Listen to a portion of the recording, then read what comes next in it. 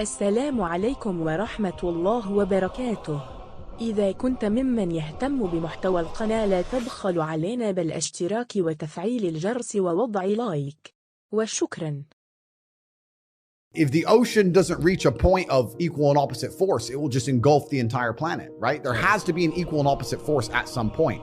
I'm not talking about freeing every single person from the matrix. I'm talking about freeing enough people who are ready to understand how the world really works so that there's an equal and opposite force to the tirade of bullshit, the absolute clown world bullshit they're trying to push on all of us. If nobody stands up to it, we're going to end up just swallowing it all. Yeah. It's garbage. So you need to have an equal army on the other side. Money is certainly related to power, but the true power of the world is influence. I am currently one of the most powerful people on the planet. I can influence millions and millions and millions of young people with my mouth alone by speaking. That's why they fear me. And every single thing that's happening in the world today, whether it's a pitched battle, all of it is done with the goal of exerting influence on your mind. They're trying to control what you think. They're trying to control why you think it, why you believe it. They're trying to convince you that they haven't even put propaganda into your mind. And it's all a battle for influence. That's all this has ever been. Most people are not smart enough. Most people are not intelligent enough to self-analyze and defrag their own brains and understand they're being programmed. You didn't like me, for example. I don't like Andrew Tate. Why? Well, they told me not to like him. Who told me? Well, these people. Do they care about me? No. Most people don't get an opinion and break down where it even comes from. They just get an opinion and they defend it. And you'll see people arguing and fighting in the street over opinions they don't even know where they've come from in the first place. Most people are not intelligent enough for that. So everybody and everything you consume is going to influence you to a degree. The mass media machine is trying to influence everyone. I'm trying to influence everyone. I'm right here trying to influence people. I'll sit here and say, I'm trying to influence people at home. I did not say that girls above a certain age are horrible people. I did not say girls above a certain age are useless. I said girls above a certain age are less attractive than girls who are younger because of innocence. I'm talking about the Western world.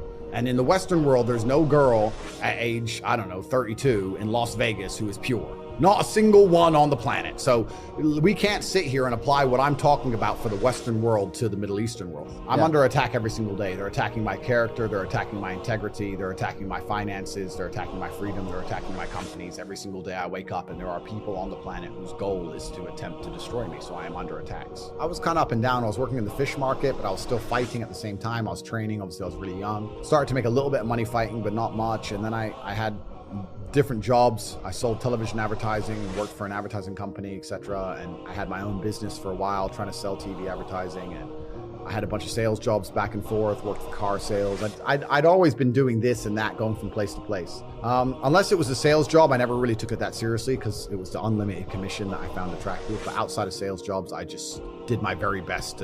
I did a whole bunch of things. It's been an eclectic, long, interesting journey. So I grew up with a bunch of very close Muslim friends, and I've always been not envious, but certainly I've had a large amount of adoration for their respect for their families, respect for their culture, their brotherhood, the way they operate. I've always thought it's a fantastic way to be. God knows the truth of our hearts. So I know that my reversion is sincere.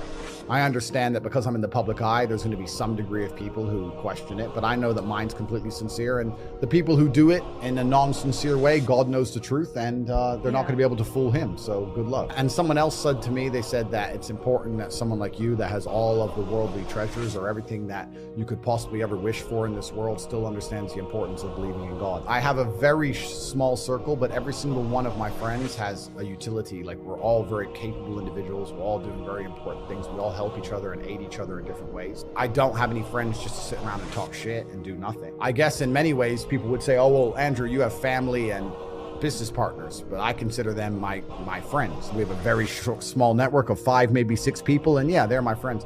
I'm not the kind of person who can fall victim to some random stroking my ego, and I'm not a dummy. Like, I know a lot of people get rich and they're dummies. That's not me. I don't have any new friends. I have the same circle I've always had. In fact, it's getting smaller rather than it gets smaller, not bigger. I don't have these random friends I party with, none of this kind of thing. I provide value by default, by being me. That's who I am. If you're going to be my friend, you need to provide some value to my life. Now, a lot of people, when they have friends, the value that's provided by their friend is that their friend makes them laugh or that their friend is funny. well, I don't need that crap. I'm busy, right? So I need someone who's actually useful to me at real things. It's not a shallow way to look at it because people say that's shallow. Not at all. I think that in true friendship, in true relationships, whether it's man-woman or man-man or woman-woman, there needs to be an exchange of value. People need to both gain and receive value, and that's how you build true friendships. So you need to become useful to me. And the problem with doing that is that I already have extremely useful people around me. We can already do everything. I don't need anybody. So when someone comes and goes, hey, I'd love to know you, why? What do you want to do? Sit around, talk shit? Like, what do you want to do? Like I'm trying to do X, Y, Z. I'm fighting the Matrix. Can you fight the Matrix? Can you fight? If they can't do anything, I don't want to hang around with them. There's a time when it comes to work smart. And most people are trying to do the smart work before they do the hard work. It's kind of like talent. You don't notice if you're talented at something until all the hard work's done. I could be the most talented tennis player in the world, but I don't play tennis. So if I go down the tennis court, Joe Schmo's gonna smoke me. I don't get to see my talent until I've worked so hard that I'm in the top 1%, and now I'm beating them because I have some God-given gift. You have to do the hard work first. If there's no hard work, there's no smart work. So someone's gonna sit there and go, I work smart, I don't work hard, so I only have to work an hour a day. If working smart gets you a lot done in an hour a day, then you should work smart for 12 hours a day and get 12 times the work done. I am absolutely and utterly a believer in hard work. I'm a proponent of hard work. I have all this money and all I do is work. My entire life is work. This podcast is work. I'm getting in the car and going to another meeting, work. It's all work. My entire life is work. And people don't want to look at life that way. They want to talk about work-life balance and being lazy and all this crap. I don't believe in any of that. I believe in if you want to win, you have to outcompete the man who's prepared to do nothing but work. It's player versus player. If you're going to sit there and go, I don't want to work more than an hour a day, well, the guy who does want to work more than an hour a day is going to beat you. And no matter how smart you are, there's always a smart dude who's doing the same smart work you are for more hours than you're doing it. That's just the nature of the game. And this is why we talk about things like passive income. Passive income's a scam. I'm tired of people coming to me saying, I want to make passive income. And I sit there and say, it's not about it being a scam. It's about the mentality towards it is a scam. Look, everyone loves passive money, right? I make money as I sleep. I get it. You need to de-link your time to your money, because if you're only working for money, you run out of time, you can't make enough money. I understand all those principles. My point is, if you have no money and you're coming to me saying, I want to make passive income, why are you not making active income? Get up off your ass and work first. Because there's no such thing as completely, truly 100% passive. You're gonna have to check on it. You're gonna have to maintain it. But the idea that people with no money are already so concerned with making money without work is amazing to me. You should be worried about active income. If you show me, if I'm a brokey and you show me how to make $1,000 an hour, I don't sit there and go, okay, but how can I make that passive? I go, cool, I'm making $18,000 a day because I'm gonna work. You don't need to worry about passive income until you have no more time. I look at passive income because I have 18 hours a day I work. When all 18 of those hours are done and my workload still isn't finished, I have to find a way to make some of those income streams passive, either via staff or whatever else. Yep. And that's how I work smart. I use all of my time, and when all my time is done, now I have to become more efficient so that I can get more done within the same time frame. To sit there and say, I don't want to use my time, so I want passive income is dumb shit. The 16-year-old making 45 grand a month, if he was to sit to me and go, I don't want to make the TikToks, I want someone else to do it, make it passive, that he wouldn't be making any money.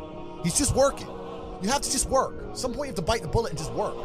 So when someone comes to me talking about passive income and they're a brokey, I'm like, you are just lazy. Lazy people never get anywhere in life, doesn't matter what it is. Doesn't matter if it's tennis or money. If you're lazy, you're never gonna get it. A lot of people with no money are really, really arrogant. I know a lot of broke people who are very arrogant. People will shield laziness with anything. No one wants to admit they're lazy. So they'll shield it with disbelief. Ah, that's a scam. Or, I don't work hard, I work smart. Bollocks, more cover.